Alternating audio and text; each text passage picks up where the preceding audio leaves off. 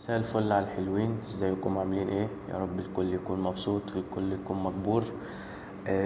فيديو النهارده ده عشان اتكلم عن ماتش الاهلي وانتر ميامي، الماتش اللي هو خلاص فاضل له ساعات. طبعا كل الناس قاعدة على نار مستنية الاهلي في المباراة الافتتاحية للمحفل الكبير كأس العالم للأندية، خصوصا ان هو هيكون في مواجهة ميسي ورفاق ميسي. فكل الناس وانا واحد من الناس دي قاعدين مستنين المباراة دي على نار. اقول كلمتين خفاف كده بخصوص التشكيل وتوقعاتي للتشكيل، وان شاء الله توقعاتي للنتيجة بناء على الماتش اللي شفناه، الودي اللي كان من كام يوم، ماتش الاهلي وباتشوكا.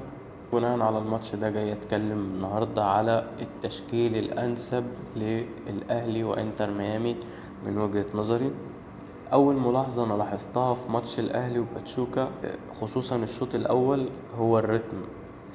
انت الشوط الاول كان الريتم عندك بطيء جدا، يعني خصوصا حتى ملحوظة الحاجة دي في الجون اللي دخل فينا. اللعيبة على ما بتفكر تاخد قرار وتستلم كورة ومش عارف ايه، يكون الموضوع خلاص. هو اللعيب الفريق التاني هو فكر ونفذ وخطط وعمل كل حاجة، وانت لسه بتفكر هتعمل ايه. يعني كرة الجون اللي جا فينا، هو اللعيب باصة الكورة واتحرك، والتاني استلم وباصة ولقيت أشرف داري ومروان عطية واقفين، مفيش أي رياكشن، ما حدش اتحرك، بس يا دوب أشرف داري مد رجله دخل فينا جون. فلو هيواجه الأهلي أي صعوبة، هو احنا كفرقة شكلنا إن شاء الله يبقى كويس، وشايف إن في لعيبة كبيرة جدا ولاعيبة قد المباراة وقد الثقة. لكن الريتم بتاعنا ككرة أفريقية أو ككرة مصرية بطيء. دي المشكلة الوحيدة اللي من وجهة نظري ممكن تواجه الأهلي، مش بس في ماتش الأهلي وإنتر ميامي، في كأس العالم للأندية بشكل عام. لازم الاعتماد في التشكيل يكون على لعيبة رتمها سريع، لعيبة ما بتفكرش كتير هي هتعمل ايه، على طول هي بتستلم الكرة وواخدة القرار اصلا قبل ما تستلم الكرة هي هتعمل ايه. لان انت بالرتم ده في محفل زي كأس العالم للأندية وأندية آه، يعني سابقاك بمراحل، انت هتشيل سكور، لان انت هو هيكون جاب فيك جون وانت لسه بتفكر هتعمل ايه، فانت هيكون جاب فيك جون. هي النقطة دي بس اللي فيها تخوف. او في كمان نقطة، يعني انا عندي تخوف من نقطة الريتم وسرعة الاداء في الملعب، وكمان عندي تخوف من آه، الشخصية في الملعب. يعني انا خايف من اللعيبة. يعني الكاس العالم للأندية السنين اللي فاتت احنا كنا ظاهرين بشكل كويس، اللي ما كانش بيخلينا نخلص قدام الجون حتة رهبة كده كانت عند اللعيبة، دي اللي ما بتخليهاش تخلص قدام الجون. يعني احنا ماتش ريال مدريد عملنا ماتش عالمي بس ما كناش بنخلص قدام الجون. الماتش بتاع فلامينجو عملنا اداء عالمي بس ما كناش بنخلص الجون قدام الجون. بس يعني انا شايف ان شاء الله احنا عندنا جراديشار وسام ابو علي، شخصيات قوية في الملعب، عندهم تحركات مميزة وشخصيات بتعرف تخلص قدام الجون. فأتوقع الحتة دي أنا يعني عندي منها طبعا تخوف لأن احنا مرينا بيها قبل كده، لكن مش بتخوف زي ما متخوف من موضوع الريتم، وزي ما متخوف زي ما كنت متخوف من موضوع الشخصية في الملعب ده. السنين اللي فاتت كنت برضو متخوف من الموضوع ده، بس في الوقت الحالي أنا مش متخوف فيه منه بنفس النسبة اللي متخوف منه السنين اللي فاتت. طبعا انت ما فهمتش انا بقول ايه، ماشي؟ عشان انا كمان مش فاهم. المقصد انه السنين اللي فاتت كنت بخاف من موضوع الشخصية ده، شخصيتك في الملعب، اكتر من ما انا خايف منه دلوقتي. وده راجع للصفقات الجديدة اللي احنا عملناها. فأتمنى من المدرب إنه يكون تدارك مسألة الريتم دي واشتغل عليها بشكل كبير، لأنه مسألة الريتم بس دي لو اتعدلت أنا إن شاء الله متفائل هنعمل حاجة ما حصلتش قبل كده من القارة الأفريقية بشكل عام يعني. وزي ما اللعيبة قالت، يعني احنا 11 هم 11، احنا جايين ننافس على كأس العالم للأندية، فليه لأ؟ كل حاجة يعني مباحة في كرة القدم. هاجي اتكلم عن التشكيل. يمكن انا واحد من الناس هبدأ بحراسة المرمى. واحد من الناس كنت الفترة اللي فاتت بنادي بقى ان الشناوي فيه اخطاء كتير ويقعد شوية، وشوبير لازم ياخد فرصة والكلام ده كله. بناء على ماتش باتشوكا احنا شفنا بصراحة الحارسين عملوا ماتش كويس، سواء الشناوي او مصطفى شوبير. ده بالعكس، انا يمكن شفت الشناوي او لاحظت من الشناوي في الماتش ده الفوت وورك بتاعه كان سيء. في المرات اللي قبل كده كان بساط الكورة او الكرات الطولية ما كانتش بتوصل بشكل مميز. لكن الماتش اللي فات انا شفت شغل من المدرب، واحنا يمكن شفنا اخبار عن الموضوع ده ان المدرب ما كانش عاجبه الفوت وورك بتاع الحراس واشتغل عليه، وكان بيتفرج على تدريب الحراس اكتر ما بيتفرج على تدريب اللعيبة. فالشغل ده بان فعلا في ماتش باتشوكا، خصوصا الشوط الاول مع الشناوي عمل كام اوفر كانوا تحديدا لطاهر محمد طاهر تقريبا كلهم وصلوا له و... وقام بالدور ده يعني بشكل كويس. قام بدوره او ان هو يلعب الكرة طولية، قام بيها بشكل كويس. ده بالنسبة لحراسة المرمى. فأنا شايف من وجهة نظري بناء على الخبرات وبناء عن التطور اللي حصل من المدرب في أداء الشناوي. طبعا الشناوي هو لازم يكون متواجد في حراسة مرمى الأهلي في كأس العالم للأندية بشكل عام، وخصوصا انتر ميامي. نيجي نبدأ من اليمين للشمال في خط الدفاع. طبعا محمد هاني، احنا شفنا عمر كمال وشفنا محمد هاني في مباراة باتشوكا. محمد عمر كمال كان في مساحة بحر وراه في ظهره، اللعيبة كانت دايما بتروح منها وبتعدي وبتخترق. اللي كان بيصد المسألة دي كان ياسر إبراهيم. فبرضه بناء على الخبرات، بناء على محمد هاني السنين اللي فاتت ما كناش يمكن بنشوف ولا في مباريات كاس العالم للأندية. فمن وجهة نظري برضه أفضل لاعب يبدأ أو المدرب يبدأ بيه الماتش ده هو في مركز الباك رايت هو محمد هاني. خط الدفاع احنا شفنا أشرف داري الماتش اللي فات، وشفنا ياسر إبراهيم الماتش اللي فات. أعتقد ياسر إبراهيم أجهز لماتش زي ده. بيلعب بروح وبيلعب بقتالية وبيلعب بشخصية. فأتوقع يعني من وجهة نظري إنه هيبدأ بياسر إبراهيم، علشان ياسر إبراهيم أجهز من أشرف داري إن هو يبدأ بالمباراة. بالنسبة للسيرد باك التاني أحمد رمضان بيكهام، يعتبر الماتش اللي فات كان ده مان اوف ذا ماتش هو وتريزيجيه. بصراحة تحركات مميزة جدا. كان بيقف صح، بيتحرك صح، عارف يتحرك امتى ويقطع الكورة، عارف يقف امتى. الكرات الطولية بصراحة أحمد رمضان بيكهام عمل مباراة مميزة في مباراة باتشوكا. فأتوقع إن هو جدير إن هو يبدأ ماتش الأهلي وإنتر ميامي. بالنسبة لمركز الباك ليفت، يمكن انا لو كنت سألتني قبل ماتش باتشوكا كنت اقولك اللي يبدأ كريم الدبيس. لو يحيى عطية الله جاهز طبعا هو يحيى عطية الله اللي يبدأ. اما لو يحيى عطية الله مش جاهز، لو كنت سألتني قبل الماتش كنت قلت لك كريم الدبيس. لكن برضو كريم الدبيس الماتش اللي فات كان فيه برضو رهبة كده، خصوصا دفاعيا كان بيعمل بساط غلط، ما كانش جاهز بشكل كبير. واعتقد كان كوكا يعني هو ما كانش احسن حاجة برضو، لكن كان اجهز من كريم الدبيس. وبرضو كوكا يمكن لعب ماتشات كاس عالم للأندية قبل كده، فده برضو يرجح كفته عن كريم الدبيس. فانا من وجهة نظري شايف انه احسن حد يبدأ المباراة في مركز الباك ليفت هو احمد حسن كوكا او احمد نبيل كوكا. نيجي بقى لنص الملعب اللي فيه كوكبة كبيرة من النجوم، وهيبقى فيه خلافات كتير.